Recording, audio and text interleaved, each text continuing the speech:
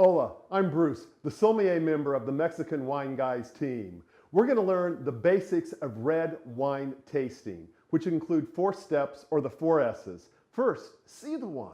Second, smell it. Third, sip it. And then fourth, summarize. So come on, let's get started.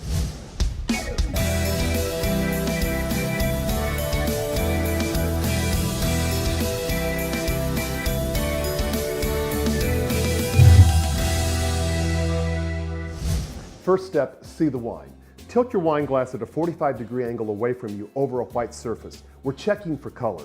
Red wine ranges from purple, ruby red to garnet, and as red wine ages, it loses color. Then we're going to check for the body of the wine. It's very simple to do. Insert your hand between the wine glass and the white surface and look through the wine at your hand. If you can see your fingers, it is translucent and a lighter bodied wine. If you can't see your fingers, it's opaque and a fuller bodied wine. Then we're going to check for viscosity. Swirl the wine in your glass and look at the edge and you'll start to see if you see tears or legs forming. The more tears and the more legs and the closer they are together, the more viscous the wine. And the more viscous your wine in a red wine, it usually indicates a fuller body with a higher alcohol content. Step 2, smell the wine. Give it a good swirl in your glass and actually get your nose in there.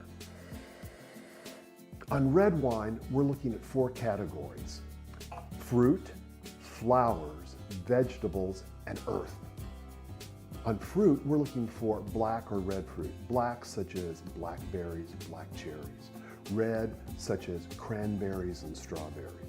We move on to floral. It could be roses, it could be lilacs, it could be potpourri. For vegetables, sometimes it's green pepper, it could be mushrooms. And then earth flavors, such as a wet soil. Have you ever walked in a forest with damp leaves on the floor? That's called forest floor. Or maybe something even such as barnyard. And finally, we want to determine, has this been aged in oak?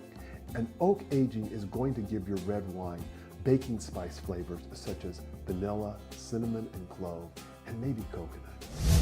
Step 3 is to sip or taste the wine. Question 1. Does it taste like what it smelled like? In other words, does the palate confirm the nose? Then you're going to be looking at 3 elements. Dryness. Dryness is simply the absence of sugar, okay? And red wine can be all the way from bone dry with no sugar to sweet. Secondly, you want to check the acid level. And think of cutting a lemon in half and then taking a big bite. That's very high acid. And third, the tannin levels, okay? Tannins are not a taste. Tannins are a sensation. Tannins are contained within the skins and the seeds of grapes, and they create a drying effect in your mouth, like your gums are stuck to your teeth. And a very high tannic red wine pairs beautifully with a rich ribeye steak. And step 4 is to summarize. Today we've been tasting the Unico from Santo Tomas in the Valle de Guadalupe. It is a blend of Cabernet Sauvignon and Merlot. And what did we see? Step 1.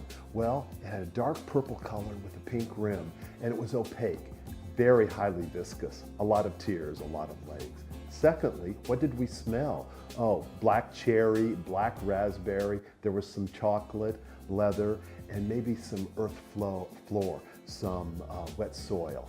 It also had the baking spice aromas of cinnamon and vanilla, which comes from oak aging.